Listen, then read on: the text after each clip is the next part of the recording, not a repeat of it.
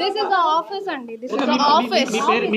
ఏంటి purpose of ఏంటి ఏ work purpose మీరు ఏ పర్పస్ లో ఈ office This is the office. Okay excuse me you have to give reply మీరు ఈ అపార్ట్మెంట్ రావడానికి చెప్పండి. He's my colleague and he's my friend అండి. He's my colleague and friend. లేరండి. ఆయన్ని ఫాల్స్ అండి. ఓకే సరే ఎప్పటి సరే నుంచి మీ ఇద్దరికి పరిచయం ఇక్కడ ఏ పర్పస్ లో ఉన్నారు మీ పేరమ్మా మీ పేరమ్మా మీ పేరు చెప్పండి పేరు చెప్పొచ్చు you can say your name police తో మాట్లాడిన తర్వాత మాట్లాడతాం. Madam you can tell your name మీరు ఇప్పుడు అంటే మీరు రెండు స్పందన ఇవ్వకపోతే నక్షత్ర చెప్పింది నా పేరు సారా అండి. మీ పేరు సారా. ఎప్పుడు వచ్చారు ఇక్కడికి ఈ అపార్ట్మెంట్కి ఎప్పుడు రావడం జరిగింది? తేజ్ గారు మీరు చెప్పండి మీరు ఇవ్వాల్సిన క్లారిటీ ఏంటో చెప్పండి మీరు అది కార్ కి సేవ్ అమ్మా నావే సార్ చూడండి చెప్పండి. ఏంటి అసలు ఎందుకు ఇన్ని ఆరోపణలు చేస్తుంది మీ వైఫ్ మీ పాపను కూడా తీసుకొచ్చి మీ ఇంటి ముందు ధర్నా చేస్తుందంటే ఏం జరిగింది అసలు ఇది ఇల్లు కాదండి, ఫస్ట్ ఆఫ్ ఆల్ ఇట్స్ నా ఆఫీస్. ఇది ఇల్లు నా ఇల్లు కాదు, ఇది సినిమా ఆఫీస్. సినిమా ఆఫీస్ ఆమె ఎట్లా పరిచయం ఆమె పేరేంటి ఎవరు? ఇప్పుడు అమ్మాయి ఉంది కదా ఆమె ఫ్రెండ్ అండి, కొలీగ్స్ ద్వారా పరిచయం. సినిమా ఆఫీస్ అంటున్నారు ఏ పర్పస్ లో ఇక్కడికి రావడం జరిగింది అంటే ఏంటి? లేదండి మాది లాస్ట్ 1 వీక్ నుంచి మ్యూజిక్ సెట్టింగ్స్ ఎక్కడ అవుతుంది. కూడా ఎన్విరాన్మెంట్ కనిపించలేదు సినిమా ఆఫీస్ మీరు చూస్తే వస్తుంది. ఇప్పుడు నేను ఇక్కడే అండి excuse me if you're questioning wrong, నేను ఇక్కడే ఉంటాను. Go to the office with all your cameras and go check whether it's cinema office or not. వెళ్ళండి, just go now. It's my personal movie office and it's not banner. I'm a hero, ఇది నా personal office. Okay నాకు movies లో work చేశారు మీరు పైకి వెళ్ళి first office కాదు అన్నారు, you please go and check whether it is on office or not. First thing okay.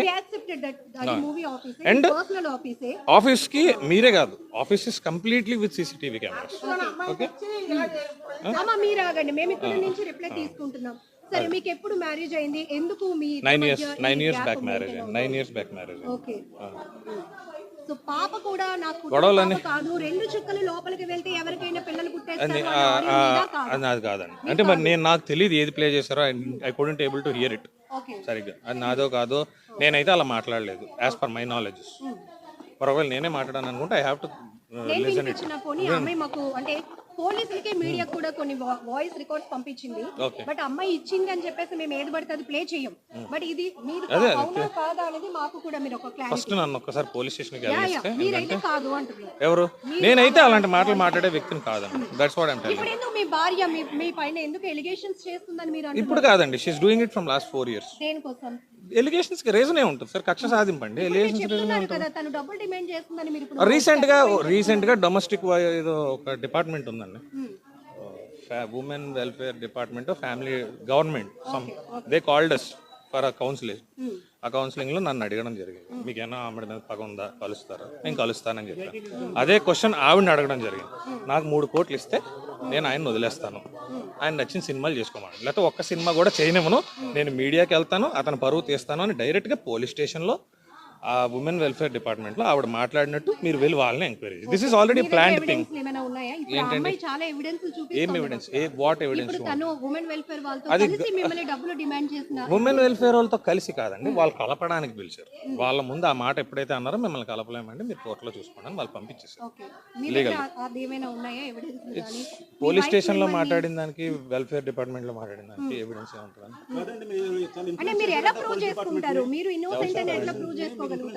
నేను మిమ్మల్ని క్వశ్చన్ అడుగుతాను, can Disha police be influenced? Disha అంటే దిశ ఏంటండి? అభియోగం అంటే చెప్పేదంతా మరి అది అలా అడగండి. ఇన్ఫ్లుయెన్స్ చేశారు అంట and your passing statement. It's not wrong, that is wrong.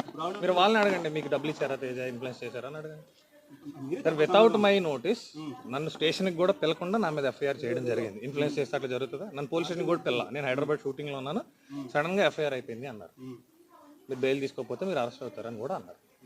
నేను నా ఇన్ఫ్లుయెన్స్ ఉంటే నాకు తెలియకుండా నా మీద డైరెక్ట్గా అరెస్ట్ అని నన్ను పిలిచి చేశారా అని కూడా అడగకుండా ఎఫ్ఐఆర్ ఫైల్ అయింది. అడిగితే దిశ రూల్ అండి అన్నారు.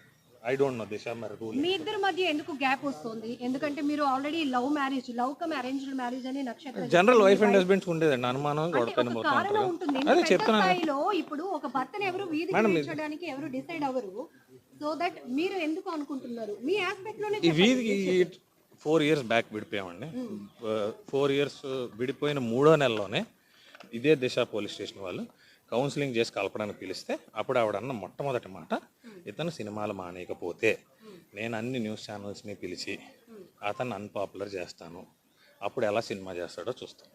ఇది డైరెక్ట్గా దిశ స్టేషన్లో ఏసీపీ ముందు, సిఐ ముందు ఆవిడ మాట్లాడిన మాటలు. ఆ తర్వాత ఉమెన్ వేర్ ఈ 4 years నుంచి ఆవిడ మాట్లాడుతున్న మాటలు ఇవే ఇప్పుడు చేసింది అంతే. అంటే మీరు మ్యారేజ్ కి ముందు నుంచి కూడా మీరు సినీ ఫీల్డ్ లో ఉన్నారని ఆమెకు తెలుసని, ఆమె కూడా ఒక ఆడిషన్ లో వచ్చినప్పుడే ఆమె ఆడిషన్ కాదండి, ఆమె నేను పరిచయం అవ్వకముందు మీరు నన్ను అడుగుతున్నారు, నేను మాట్లాడను. మీ నుంచే మేము రిప్లై తీసుకుంటున్నాం. ఏం అడిగారండి? I'm sorry. సినిమా గురించి అడిగారు. నేను నాకు మ్యారేజ్ అయ్యాక ఫస్ట్ మూవీ చేశానండి, ఏ మూవీ అండి? రాణి గారి బంగ్లా అని ఫస్ట్ మూవీ, రష్మి హీరోయిన్, ఆ సినిమా చేశాను. నేను ఆవిడ నాకు కనీసం పరిచయం అవ్వకముందు ఆవిడ 2 సినిమాలు చేశాను. రామానాయుడు గారి బ్యానర్లో నవదీప్ హీరోగా ముగ్గురు అనే సినిమాలో ఆవిడ యాక్ట్ చేసింది already. She's an actress. And నేను యాక్ట్రెస్ అవ్వడం కూడా రీజన్ ఆవిడ. నేను గవర్నమెంట్ జాబ్ రాసుకుంటున్నాను, షీ లవ్డ్ మీ, నాకు జాబ్ లేదు, మా ఇంట్లో పెళ్లి చేయనన్నారు, దే ఫోర్స్డ్ అస్, వచ్చారు. నేను ఏదో చిన్న చిత్క బిజినెస్ చేసుకుంటా ఉండేవాడిని, కష్టపడి రాసుకున్నాను, గవర్నమెంట్ జాబ్ కొట్టాను నేవీలో. ఈమె ఫ్యాంటసీస్ వరకు ఈమె నన్ను సినిమాలు, టిక్ టాక్స్ చెయ్యు, ఆమె ప్రొఫైల్స్ చూడండి మీరే, రోజుకు ఒక 4 డ్యాన్స్ వీడియోలు చేస్తుంది. ఇప్పుడు ఏడుస్తున్న ఈమె లాస్ట్ మంత్ దుబాయ్, ఈమె కూతురు దుబాయ్ వెళ్ళి కాంపిటీషన్స్ చేసి వచ్చారు. ఆమె కూతురు అంటున్నారు, మీ కూతురు కాదా? మరి మీరు అడిగిన క్వశ్చన్కి సమాధానం చెప్పు. మరి నా కూతురు అయితే నా పర్మిషన్ ఉండాలి కదండి. When she has to move to Dubai, అది కూడా చిన్న బట్టలు వేసుకుని ఒక ర్యాంప్ వాక్ చేయాలంటే ఒక తండ్రిగా పర్మిషన్ అడగాలి కదా. When you're asking for the school fees, when you're asking for the maintenance, why shouldn't you ask my permission? ఎక్కడ ఏ పోలీస్ స్టేషన్ లో న్యాయం జరగదు మేడం. ఈ రోజు నేను రెడ్ హ్యాండెడ్ పట్టుకోపోతే కోర్టులో ఇది సాక్ష్యం చెల్లుతుంది అంటారా? నేను నా నోటి మాటతో చెప్తే చెల్లుతుందా? చెల్లదు మేడం. చెప్పండి. నేను ఆ అమ్మాయిని లవ్ మ్యారేజ్ చేసుకున్నాను, నా పేరెంట్స్ కి కూడా ఏమీ తెలీదు, నక్షత్ర పేరెంట్స్ ప్రతి విషయంలో పర్సనల్ గా ఇన్వాల్వ్ అవుతున్నారు, అది నాకు నచ్చడం లేదు అనేది ఆయన వెర్షన్. మేడం అంటే కూతురు లైఫ్ ఒక అమ్మాయితో తిరుగుతున్నాడని నేను మా ఇంట్లో అమ్మ నాన్నకి చెప్పుకోకపోతే ఇంకెవరికి చెప్తాను మేడం? ఇంకెవరితో చెప్తాను మేడం? లేదు మేడం, వాళ్ళు వచ్చేందుకు నేను బయటకు కదలను మేడం. నేను కదలను, నేను చావనేం చేస్తాను, ఇక్కడ నేను పెట్రోల్ వేసుకుని తగలేడతాను, కానీ వాళ్ళు రాకుండా బయటకే వెళ్ళరాను మేడం. 4 సంవత్సరాలుగా నేను లేనంటే సార్, అందుకే ఈ అమ్మాయిని పెళ్లి చేసుకున్నాను. ఏం సార్ చెప్పండి సార్, ఏం సార్?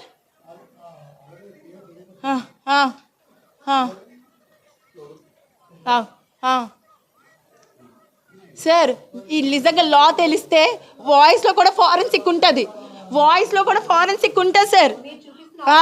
నేను తన వాయిస్ కాకపోతే నన్ను శిక్షించండి సార్, తన వాయిస్ కాకపోతే నన్ను శిక్షించండి, ఫారెన్సిక్ తీసుకెళ్ళండి. నిజంగా అది వాయిస్ తనది కాకపోతే ఫారెన్సిక్లో టెస్ట్ చేయించండి సార్, అది కూడా ఉంది వాయిస్ రికార్డ్లో కూడా, అది ఫారెన్సిక్ ఉంటుంది సార్,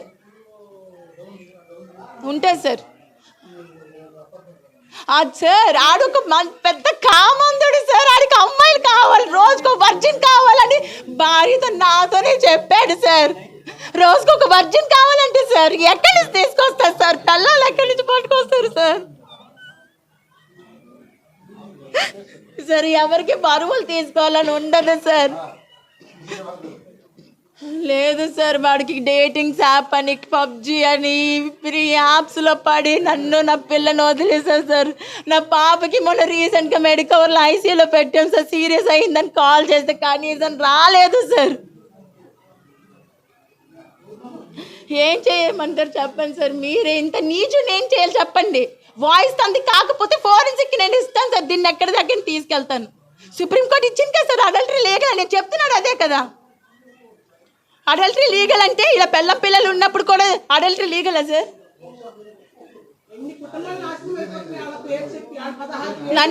నన్ను మ్యారేజ్ చేసుకున్నాడు, నన్ను ఎలా మ్యారేజ్ చేసుకుంటాడు సార్? నన్నుతో నేను డివోర్స్ కూడా పిటిషన్ వేయలేదు సార్.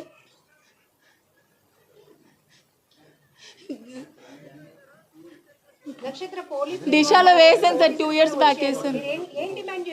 నాకు అమ్మాయి బయటికి రావాలి సార్. మేడం మీకు ఒక్క విషయం చెప్తాను, ఇలాంటి ఎదవల్ని వదిలేస్తే రోజుకొక అమ్మాయిని పాడు చేస్తాడు మేడం వీడు.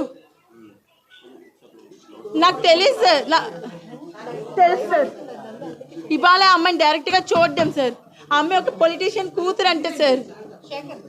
పోలీసులు కూడా మీరు చూస్తున్నారు.